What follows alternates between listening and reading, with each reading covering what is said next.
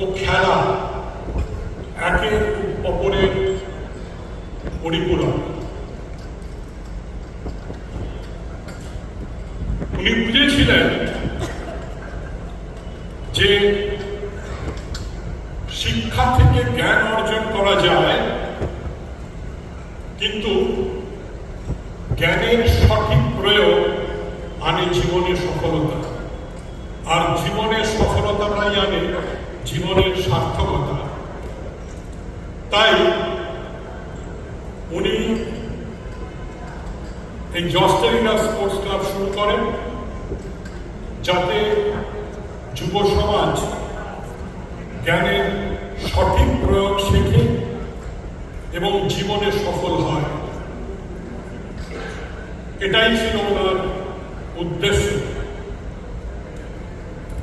সেই 1925 সাল থেকে 100 বছর ধরে জর্জ টেলিগ্রাফ শিক্ষা ও ক্রীড়া ক্ষেত্রে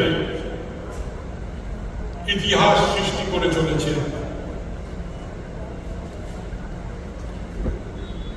জর্জ টেলিগ্রাফ জীবন করে দেয়। যদি জীবন করতে হয় তাহলে নিশ্চয়ই শিক্ষার প্রয়োগ শিখতেই হবে, জ্ঞানের প্রয়োগ শিখতেই হবে। কারণ আমরা প্রতি বছর হাজার হাজার ছাত্রছাত্রীকে জীবনে প্রতিষ্ঠা দিয়ে চলেছি। 1950 সালে জর্জ টেলিগ্রাফের তাঁবু তৈরি হয় ময়দানে। তখন ক্লাবের সচিব প্রয়াত বিশ্বনাথ দত্ত। উনি শুধুমাত্র একজন দক্ষ ক্লাব সংগঠক ছিলেন তা নয়, উনি সার্বিকভাবে একজন দক্ষ এবং সফল ক্রীড়া সংগঠক ছিলেন। প্রথম 25 বছর উনি ফুটবল সংগঠক ছিলেন, তারপরে ক্রিকেট সংগঠক ছিলেন আরো 25 বছর। ওনার সময় ক্লাব বহু নজির করেছেন। 3 প্রধানের রাতের ঘুম কেড়ে নিয়েছেন প্রায়শই। বহু খেলোয়াড় উনি কলকাতা ময়দানকে উপহার দিয়েছেন। তারপরে 1974 সালে সচিব হয় প্রয়াত প্রদ্যুৎ দত্ত। উনি সচিব হিসাবে জর্জ টেলিগ্রাফ ক্লাবকে একটা অন্য মাত্রা এনে দিয়েছিলেন। 3 প্রধানের ত্রাস ছিল জর্জ টেলিগ্রাফ, জায়েন্ট কিলার। একের পর এক বড় বড় খেলোয়াড়, তারা হয়তো কতটা সুনাম করেনি, কিন্তু পরবর্তীকালে জর্জ টেলিগ্রাফ থেকে খেলে বড় ক্লাবে গিয়ে তারা বাংলা কাঁপিয়েছে, ভারতবর্ষ কাঁপিয়েছে তাদের ক্রীড়া কৌশলের মাধ্যমে। তারা এখন চিরস্মরণীয় হয়ে গেছে, তাদের সবাই স্বনামধন্য। সচিব হিসাবে প্রদ্যুৎ দত্ত আমার ছোট বাবা, যার কাছ থেকে আমি বহু কিছু শিখেছি। কি করে ক্লাব সংগঠন করতে হয় সেটা কিন্তু ওনার কাছ থেকেই শেখা। 16ই নভেম্বর 1994 উনি পরলোক গমন করেন। তারপরের বছর 1995 আমি ক্লাবের সচিব হই। সেই থেকে জাস্টিস গার্লস ক্লাবের সাথে ওতপ্রোতভাবে জড়িত। জাস্টিস গার্লস ক্লাব এটা শুধুমাত্র একটা ক্লাব নয়, এটা শুধুমাত্র একটা প্রতিষ্ঠান নয়, এটা একটা ঐতিহ্য, এটা একটা পরিবার, এটা একটা আবেগ। আমি এই কথাটা এই জন্যই বলছি, কারণ জাস্টিস গার্লস ক্লাবে প্রায় রোজই বহু ক্লাবের সমাগম হয়। যারা ক্লাব প্রতিনিধি তারা জাস্টিস গার্লস ক্লাবে আসে, সেখানে ক্রীড়া নিয়ে, বিভিন্ন খেলাধুলো নিয়ে চলে আড্ডা। খেলাধুলোর ছাড়া অন্যান্য বিষয়ে আড্ডা হয়। আর হয় তখন ছিল রাম আর সুকুমারের ক্যান্টিন, সুকুমার আর নেই, এখন রামের ক্যান্টিনে খাওয়া দাওয়া।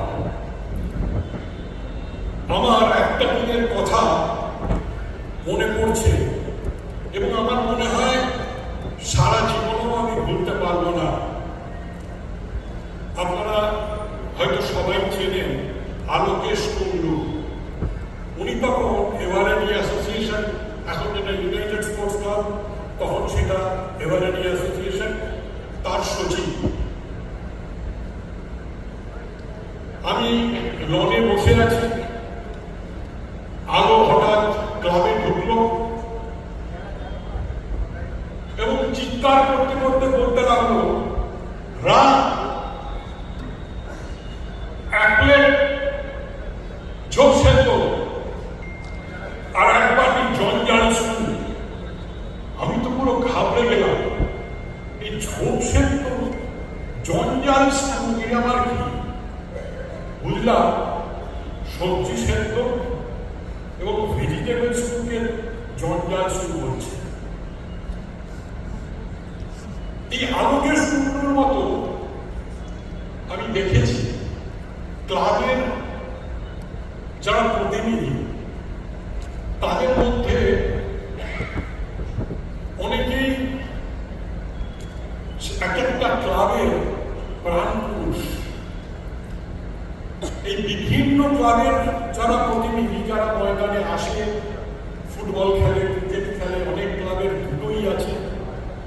আমি এরকম অনেক কর্মকর্তা দেখতে পাচ্ছি। সামনে বসে আছে শ্রী গৌতম দাশগুপ্ত, এরকমই একজন কর্মকর্তা ক্লাব প্রতিনিধি, শ্যামবাজার ক্লাবের। এরকম অনেক ক্লাব প্রতিনিধি আছে, ক্লাব কর্মকর্তা আছে। আপনারা শুনলে অবাক হবেন, তারা শুধু নিজের জীবনের অমূল্য সময় নয়,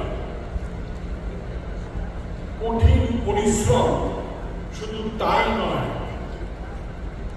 পকেটের পয়সা দিয়ে, টাকা দিয়ে, বিভিন্ন আত্মীয় স্বজন, বন্ধু বান্ধবদের কাছ থেকে অর্থ সাহায্য নিয়ে, ভিক্ষে করে বলাটা বলতে খারাপ লাগে, তাই সাহায্য বললাম, সাহায্য নিয়ে ক্লাব চালায়। অনেকে আবার স্ত্রীর গয়না বন্ধক দিয়ে, প্রভিডেন্ট ফান্ড থেকে লোন নিয়েও ক্লাব চালায়। আমি এদের কুর্নিশ করি। আমি এইসব ক্লাব প্রতিনিধিদের প্রতি আমার অগাধ শ্রদ্ধা, সম্মান জ্ঞাপন করছি। এরা আছে বলেই বাংলার খেলাধুলো বেঁচে আছে, বাংলার খেলাধুলো এগিয়ে চলেছে। এবং এটা দত্ত পরিবার দ্বারা সম্মানিত করবেন মনোরঞ্জন ভট্টাচার্য। উত্তরীয় পুষ্পস্তবক এবং মেমেন্টো। ফটোগ্রাফারদের জন্য আরো একটা অসাধারণ ছবি।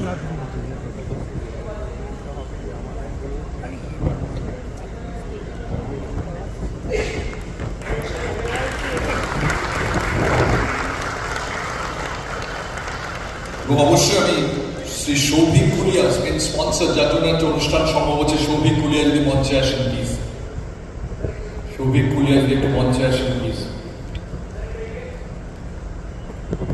নবেস্তা গ্রুপ আজকের অনুষ্ঠানের মুখ্য স্পন্সর, সৌভিক কুলিয়া একটু মঞ্চে আসেন প্লিজ। ফটোগ্রাফার 1 সেকেন্ড ওয়েট করুন, এই ছবিটা নেবেন।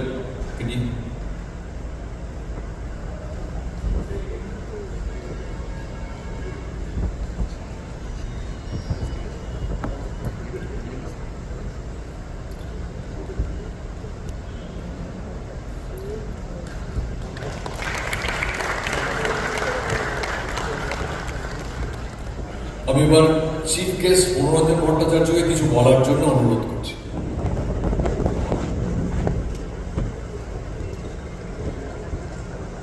আমি ফুটবলার হিসাবে খুব টাকাভুক্ত ছিলাম, কোনো অপোনেন্টকে খুব স্ট্রং মনে হতো না, ওই যাও দেখা যাবে। কিন্তু এই জায়গাটা আমি আনকমফোর্ট, সুতরাং আমি যা বলবো কি বলবো সেটা আপনারা মানিয়ে নেবেন।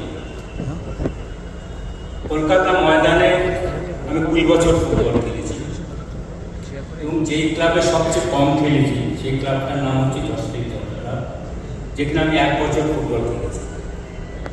কিন্তু এই 1 বছরের যে ফুটবল জার্নিটা, সেই জার্নিটা কিন্তু ভবিষ্যতে আমাকে আজ মনোরঞ্জন ভট্টাচার্য তৈরি করেছে। তার দু একটা ঘটনা বললে আপনি আপনারা বুঝতে পারবেন। আমি এমন একজন অফিসিয়াল পেয়েছিলাম, আমার মনে পড়ে না এখন তাকে কোনোদিন আমি হাসতে দেখেছি। তার নাম হচ্ছে স্বর্গীয় প্রদ্যুৎ দত্ত। আমার কিন্তু জসপ্রীত ক্লাবে সই করার কথা ছিল না। আমার যে দাদা বাদল ভট্টাচার্য, আপনারা জানেন, ময়দানে পরবর্তীকালে জসপ্রীত ক্লাবে খেলেছে। আমাদের দুজনে তখন পুলিশ থেকে দুজনে একসঙ্গে কালীঘাট ক্লাবে সই করার কথা ছিল। তখন 4 জন রিক্রুটার, যাদের নাম বলা হলো, যে বাচ্চু, আদিত্য, কুটে এবং বাবু, তারা মধ্যে আগে কেউ নেই। শোয়ের 2 দিন আগে আমাকে বাড়ির থেকে তুলে নিয়ে আমি বললাম আমাকে কোথায় নিয়ে যাওয়া হচ্ছে। আমি তখন ছোট, আমি তখন অত ময়দানের ব্যাপারটা বুঝতাম না। বলে চলো তোমাকে এক জায়গায় যেতে হবে, তাদের চিনিও না। কারণ আপনারা কি বলে পরে বলবো। তবে গেলাম, একটা গম্ভীর লোক বসে আছে, বললো ওনার নাম হচ্ছে প্রদ্যুৎদা। বললাম বলুন। বলে তোমাকে জর্জে খেলতে হবে। বললো আমার তো কালীঘাটের সঙ্গে কথা হয়ে গেছে, কি কথা হয়েছে আমি জানতে চাই না, তোমাকে জর্জে খেলতে হবে। ঠিক আছে। এবং প্রদ্যুৎদা যদি আমাকে সেদিনকে না নিয়ে আসতো বা যদি আমি রাজি না হতাম, আমি জানি না পরবর্তীকালে কি হতো। সেটা একটা আমার এই ক্লাবটায় আমার একটা দেশ তৈরি হয়েছে এবং বড় ফুটবলার হওয়ার মানসিকতা তৈরি করেছে। তার কারণ হচ্ছে আমি এমন একটা ক্লাবের মাধ্যমে উঠে এসেছি। জসপ্রীত ক্লাবটা হচ্ছে বড় ক্লাবের যাওয়ার প্ল্যাটফর্ম, এবং সেই প্ল্যাটফর্মটা আমার এত স্ট্রং ছিল। প্রদ্যুৎদা একটা কথাই বলতো, আমি জীবনে কোনোদিন গটাপ খেলবো না, আমরা স্টেট করবো, তাতে যদি 5 গোল খাই 5 গোল হারবো, যদি 5 গোল জিতি 5 গোলে জিতবো। সুতরাং সেই লোকটার কাছ থেকে আমি অনেক কিছু শিখেছি। এবং পরবর্তীকালে আমি যখনই কোনো সময় কোনো সমস্যায় পড়েছি, আমি প্রদ্যুৎদার কাছে যখনই গেছি, প্রদ্যুৎদা আমাকে নানা রকমভাবে অ্যাডভাইস দিয়েছে। যেমন আমি বলছি একটা ছোট ঘটনা। আমার ইস্টবেঙ্গল ক্লাবে আমি 77-এ সই করেছিলাম। প্রদ্যুৎদা আমাকে তখন বলেছিল মনে আরেকটা বছর খেলে যায়। তখন ছোটবেলা থেকে ইস্টবেঙ্গল ক্লাবের সমর্থক, ছোটবেলায় স্বপ্ন দেখতাম যে ইস্টবেঙ্গল ক্লাবে খেলবো। সেই ইস্টবেঙ্গল ক্লাব থেকে ডাক দিয়েছে যখন, সেটা আমি কী করে অ্যাভয়েড করি।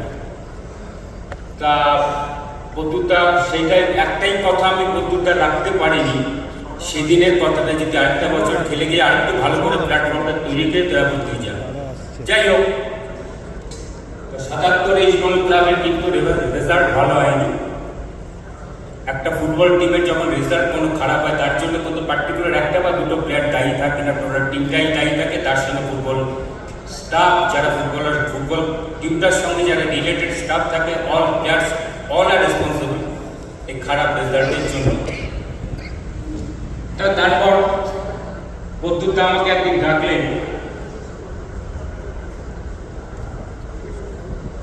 ডেকে বললেন তুই এক কাজ কর, তুই আয়। প্রদ্যুৎ আমাকে একদম তুলে নিয়ে এসে বললো তুই এখানে বসে থাক, তোকে আমি সই করাবো না, আমি তোর ওয়েটটা রাখার জন্য আমি তোকে নিয়ে এলাম, কারণ ময়দানে খবরটা রটে গেলে তোদের ক্লাব কিন্তু তোকে আলটিমেট তাই হলো। কারণ প্রদ্যুৎ এতটাই বিচক্ষণ ছিলেন যে আমাকে ডিমান্ডটা প্রদ্যুৎ জাজ করছিলেন যে আমাকে যদি তুলে নিয়ে আসা হয় তাহলে ইস্টবেঙ্গল ক্লাবের রিয়াকশানটা কী হয়। আলটিমেট সই করলাম, তারপরে ইতিহাস সেটা আর বলছি না। এবং যখনই কোনো বিপদে পড়েছি বা যখনই কোনো ব্যাপারে প্রদ্যুৎদার কাছে গেছি, নির্ভাবনা নির্দ্বিধায় প্রদ্যুৎ আমাকে হেল্প করেছেন। আচ্ছা, আপনাদের সামনে কেন উপস্থিত হয়েছেন আমার খুব প্রিয় একজন বাংলার খ্যাতনামা ক্রিকেটার সৌরভ গাঙ্গুলি এসেছেন। সৌরভ গাঙ্গুলিকে জস্টিস ক্লাবের তরফ থেকে আন্তরিক শুভেচ্ছা এবং অভিনন্দন জানাই আমার ক্লাবের এই অনুষ্ঠানে আসার জন্য। সুতরাং প্রদ্যুৎদার কাছ থেকে আমি অনেক শিখেছি, অনেক জেনেছি এবং আমি যতটুকু গেছি তার জন্য প্রদ্যুৎদা অনেকটা রেসপন্সিবল। এবং সেই জস্টিস ক্লাবে খেলেছিলাম বলেই আমার মনে হয় আমার দেশটা এত স্ট্রং হয়েছে। আর বিশেষ কিছু বলবো না, সেই প্রদ্যুৎ সেই মানুষটার জন্য তার প্রতি আমার আন্তরিক শ্রদ্ধা জানিয়ে এবং তার ফ্যামিলি যারা আছেন তাদের সবাইকে আমার আন্তরিক ভালোবাসা জানিয়ে আমি আমার বক্তব্য